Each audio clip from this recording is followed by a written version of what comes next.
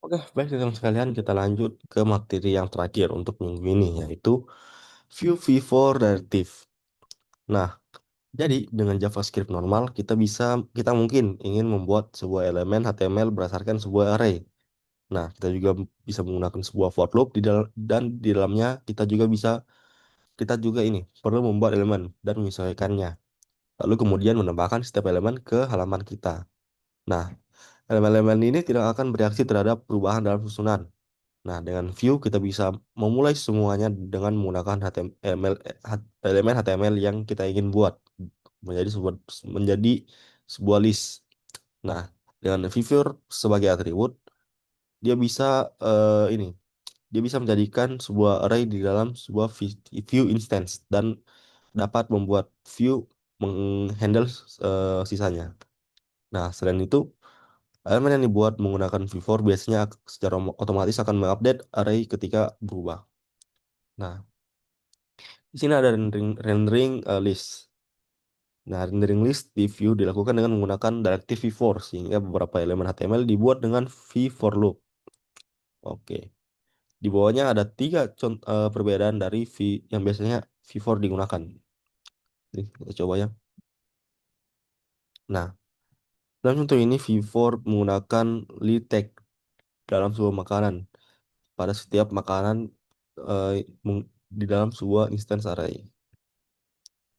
Nah, ini bisa dilihat. Nah, ini ada ya, Lee V4. Oke, kita coba run. Yap, dia sudah terrunning ya. Hasilnya seperti ini. Oke, kita lanjut lagi. Nah, lalu kita lanjut ke looping melalui sebuah array. Nah, loop melalui array untuk menampilkan gambar yang berbeda. Nah, ini kita coba. Nah, Visual Adaptive biasanya menggunakan gambar yang berdasarkan pada manifolds array di dalam view instance. Nah, ini bisa dilihat ya. Nah, sekarang kita coba misalnya hapus misalnya nasi. Karena kan sekarang pangan lagi susah dan dolar juga suruh naik. Oke, kita coba running lagi. Nah, maka nasi itu akan hilang karena di bagian manifolds ini kan kita sudah menghapus eh, link URL dari nasi, maka dia akan hilang seperti itu. Nah, kalau misalnya lagi kita coba ulang, misalnya kita coba hapus ikan karena kondisi sekarang ya, selain berdampak pada pada petani, dia juga berdampak pada nelayan. Oke. Nah, makanya yang muncul nasi dan yang hilang itu ikan. Nah, gimana kalau misalnya kita coba hapus kita sisakan saja buat burrito. Nah, maka yang ada cuma burrito karena URL dari yang sisanya itu sudah kita hapus dalam benefit sini. Seperti itu. Oke, kita lanjut lagi. Hmm, nah, oke, kita cari ulang lagi. Hmm,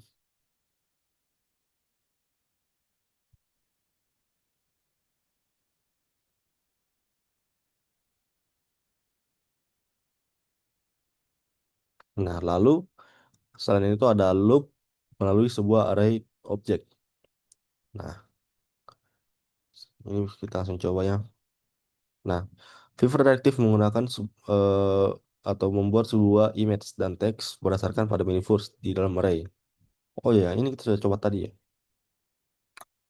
Oke, kayaknya perbedaan tidak terlalu jauh ya. Karena sama-sama kita juga membuat di dalam manifolds kita membuat nama-namanya ya. Tapi kayaknya ada sedikit perbedaan dalam sini.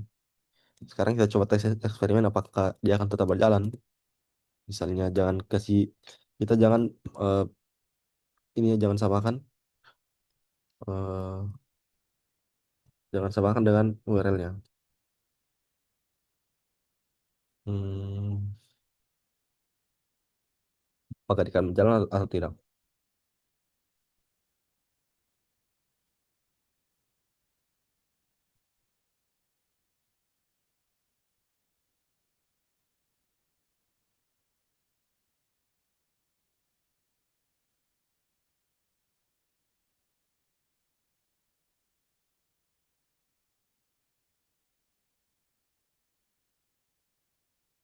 Oh, ternyata dia kan tetap berjalan ya, teman-teman.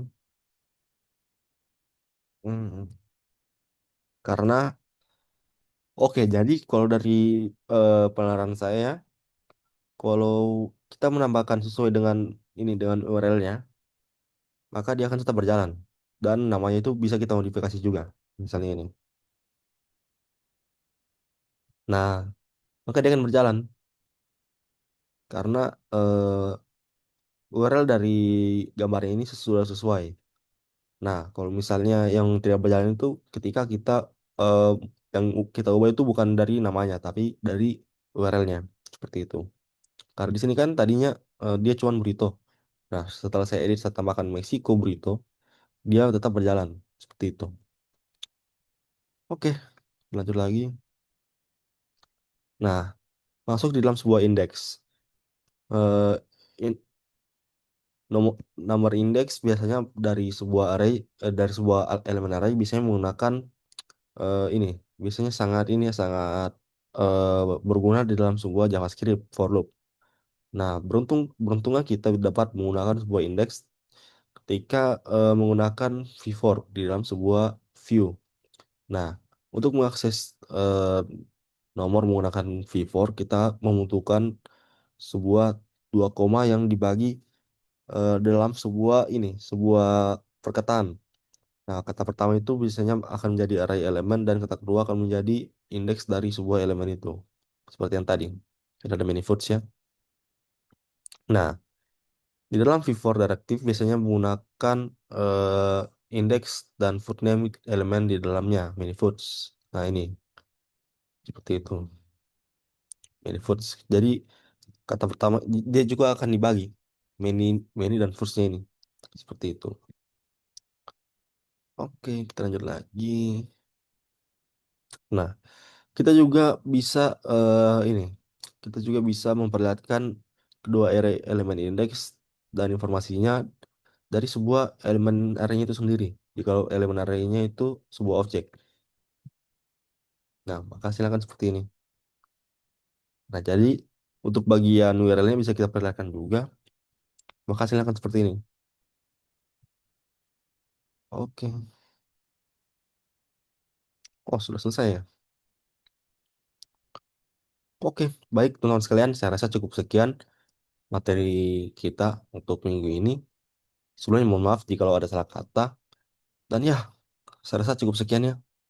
Wabillahi taufiq wal hidayah. Wassalamualaikum warahmatullahi wabarakatuh.